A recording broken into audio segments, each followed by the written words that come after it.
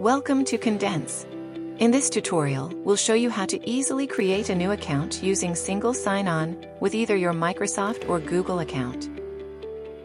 On the Condense login screen, look at the bottom and click the Create a New Account button. You'll then see options for signing up using your Microsoft or Google account. Choose the one you'd prefer. Once you've selected your preferred provider, you'll be redirected to log into your Microsoft or Google account. After successfully signing in, you'll return to Condense, where you'll be asked to provide some additional details like your full name, phone number, and organization name clearly in the designated field. After you've filled in these details, click on the Create Account button to finalize your registration.